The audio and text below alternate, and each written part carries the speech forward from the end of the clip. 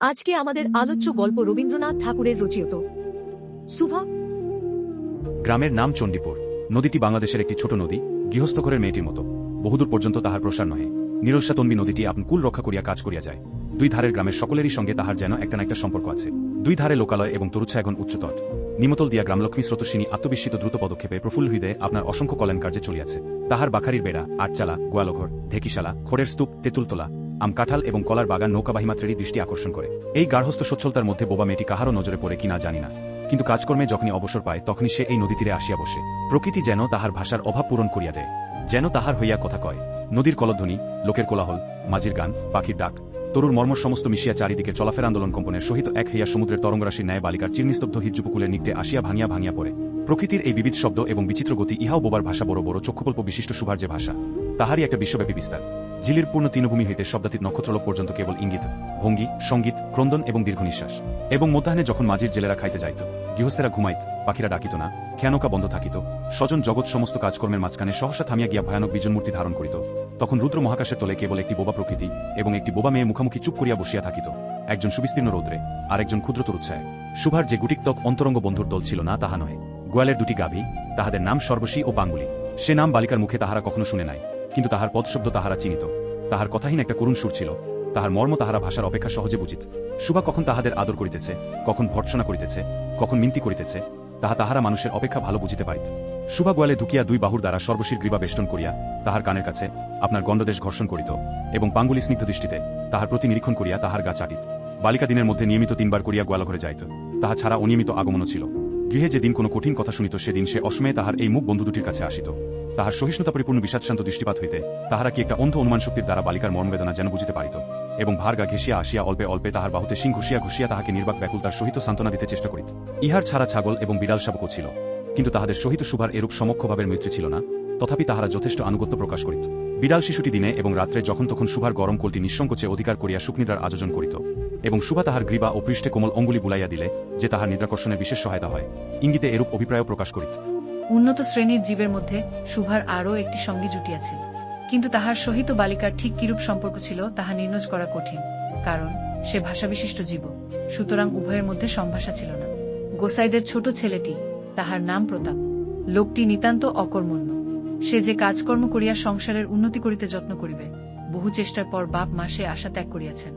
অকর্মণ্য লোকের একটা সুবিধা এই যে আত্মীয় লোকেরা তাহাদের উপরে বিরক্ত হয় বটে, কিন্তু প্রায় তাহারা নিঃসম্পর্ক লোকদের প্রিয়পাত্র হয়, কারণ কোনো কার্যে আবদ্ধ না থাকাতে তাহারা সরকারি সম্পত্তি হিজা দাঁড়ায়।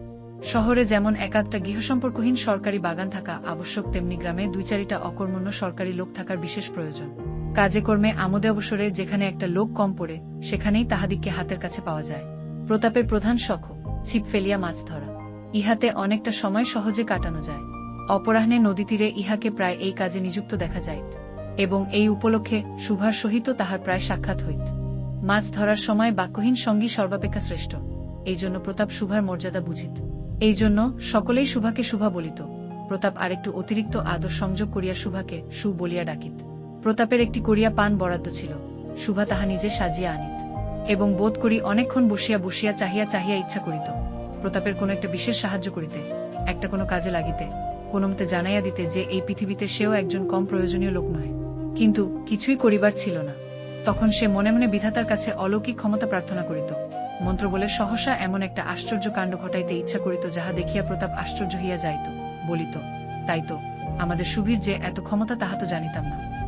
মনে করো, সুভা যদি জলকুমারী হইত, আস্তে আস্তে জল হইতে উঠিয়া একটা সাপের মাথার মণি ঘাটে রাখিয়া যাইত।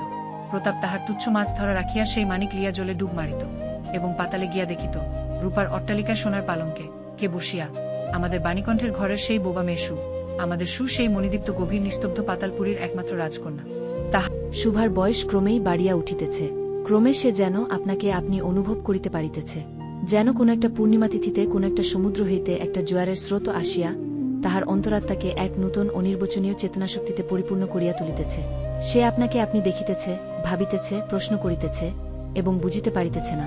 গভীর পূর্ণিমারাত্রে সে এক একদিন ধীরে স্বজনগৃহের দ্বার খুলিয়া ভয়ে ভয়ে মুখ বাড়াইয়া বাহিরের দিকে চাহিয়া দেখে পূর্ণিমা প্রকৃতিও সুভার মতো একাকিনী সুপ্ত জগতের উপর জাগিয়া বসিয়া যৌবনের রহস্যে পুলকে বিষাদে অসীম নির্জনতার একেবারে শেষ সীমা পর্যন্ত, এমনকি তাহা অতিক্রম করিয়াও থমথম করিতেছে, একটি কথা কহিতে পারিতেছে না। এই নিস্তব্ধ ব্যাকুল প্রকৃতির প্রান্তে একটি নিস্তব্ধ ব্যাকুল বালিকা দাঁড়াইয়া। এদিকে কন্যাভারগ্রস্ত পিতামাতা চিন্তিত হইয়া উঠিয়াছেন। এমনকি একঘরে করিবে এমন জনর্ব শোনা যায়। বাণীকণ্ঠের সচ্ছল অবস্থা, 2 বেলায় মাছভাত খায়, এজন্য তাহার শত্রু ছিল। স্ত্রী পুরুষে বিস্তর পরামর্শ হইল। অবশেষে ফিরিয়া আসিয়া কহিল, চলো, কলিকাতায় চলো। বিদেশযাত্রার উদ্যোগ হইতে লাগিল। কুয়াশা ঢাকা প্রভাতের মতো সুভার সমস্ত হৃদে অশ্রুবাষ্পে একেবারে ভরিয়া গেল। একটা অনির্দিষ্ট আশঙ্কাবশে সে কিছুদিন হইতে ক্রমাগত নির্বাক জন্তুর মতো তাহার বাপমায়ের সঙ্গে সঙ্গে ফিরিত। ডাগর চক্ষু মেলিয়া তাহাদের মুখের দিকে চাহিয়া কি একটা বুঝিতে চেষ্টা করিত, কিন্তু তাহারা কিছু বুঝাইয়া বলিতেন না। ইতিমধ্যে একদিন অপরাহ্নে জলে ছিপ ফেলিয়া প্রতাপ হাসিয়া কহিল, কি রে সু, তোর নাকি বর পাওয়া গেছে, তুই বিয়ে করতে যাচ্ছিস? দেখিস, আমাদের ভুলিস নে। বলিয়া আবার মাছের দিকে মনোযোগ করিল। মর্মবিদ্ধ হরিণী ব্যাধের দিকে যেমন করিয়া তাকায়, নির্বে বলিতে থাকে, আমি তোমার কাছে কি দোষ করিয়াছিলাম? সুভা তেমনি করিয়া প্রতাপের দিকে চাহিল। সেদিন গাছের তলায় আর বসিল না। বাণীকণ্ঠ নিদ্রা হইতে উঠিয়া শয়ন গৃহে তামাক খাইতেছিলেন। সুভা তাহার পায়ের কাছে বসিয়া তাহার মুখের দিকে চাহিয়া কাঁদিতে লাগিল। অবশেষে তাহাকে সান্ত্বনা দিতে গিয়া বাণীকণ্ঠের শুষ্ক কপলে অশ্রু গড়াইয়া পড়িল। কাল কলিকাতায় যাইবার দিন স্থির হইয়াছে। সুভা গোয়ালঘরে তাহার বালুষ্কীদের কাছে বিদায় লইতে গেল। তাহাদিগকে স্বহস্তে খাওয়াই যা। গলা ধরিয়া একবার 2 চোখে যত পারে কথা ভরিয়া তাহাদের মুখের দিকে চাহিল। 2 নেত্রপল্লব হইতে টপ টপ করিয়া অশ্রুজল পড়িতে লাগিল। সেদিন শুক্লদাচ্ছির রাত্রি। সুভা স্বজন গৃহ হইতে বাহির হইয়া তাহার সেই চিরপরিচিত নদীতে সমসজ্জায় লুটাইয়া পড়িল। যেন ধরণীকে এই প্রকাণ্ড মুখ মানবমাতাকে 2 বাহুতে ধরিয়া বলিতে চায়, তুমি আমাকে যাইতে দিছ না, মা। আমার মতো 2টি বাহু বাড়াইয়া তুমিও আমাকে ধরিয়া রাখি। কলিকাতার এক বাসায় সুভার মা একদিন সুভাকে খুব করিয়া সাজাইয়া দিলেন। আটিয়া চুল বাঁধিয়া, খোপায় জরি ফিতা দিয়া, অলঙ্কারে আচ্ছন্ন করিয়া তাহার স্বাভাবিক শ্রী যথাসাধ্য বিরক্ত করিয়া দিলেন। সুভার 2 চক্ষু দিয়া অশ্রু পড়িতেছে। পাছে চোখ ফুলিয়া খারাপ দেখিতে হয়, এই জন্য তাহার মাতা তাহাকে বিস্তর ভর্ৎসনা করিলেন। কিন্তু অশ্রুজল ভর্ৎসনা মানিল না। বন্ধু সঙ্গে বর স্বজন কোণে দেখিতে আসিলেন। কন্যার মা বাপ চিন্তিত, শঙ্কিত, শশব্যস্ত হইয়া উঠিলেন, যেন দেবতা স্বজন নিজের বলির পশু বাছিয়া নিতে আসিয়াছে।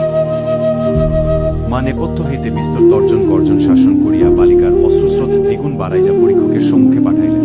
পরীক্ষক অনেকক্ষণ নিরীক্ষণ করিয়া বলিলেন, মন্দ নহে।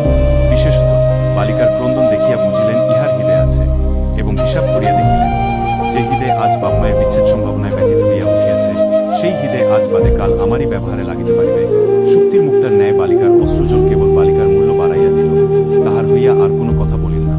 বোবা মেয়েকে পরের হস্তে সমর্পণ করিয়া বাপ মা দেশে চলিয়া গেল। তাহাদের জাতি ও পরকাল রক্ষা হইল। পর পশ্চিমে কাজ করে। সপ্তাহখানেকের মধ্যে সকলেই বুঝিল, নববধূ বোবা। তা কেহ বুঝিল না, সেটা তাহার দোষ নয়। সে কাহাকেও প্রতারণা করে নাই। তাহার 2টি চক্ষু সকল কথাই বলিয়াছিল, কিন্তু কেহ তাহা বুঝিতে পারে নাই। সে চারিদিকে চায়, ভাষা পায় না। যাহারা বোবার ভাষা বুঝিত সেই আজন পরিচিত মুখগুলি দেখিতে পায় না। বালিকার চিরনিরূপ হৃদয়ের মধ্যে একটা অসীম অব্যক্ত ক্রন্দন বাজিতে লাগিল। অন্তর্যামী ছাড়া আর কেহ তাহা শুনিতে পায় না। এবার তাহার স্বামী চক্ষু এবং কর্ণেন্দ্রিয়ের দ্বারা পরীক্ষা করিয়া এক ভাষা বিশিষ্ট কন্যা বিবাহ করিয়া আনিল। পরের ভিডিও খুব শীঘ্রই আসছে। সাবস্ক্রাইব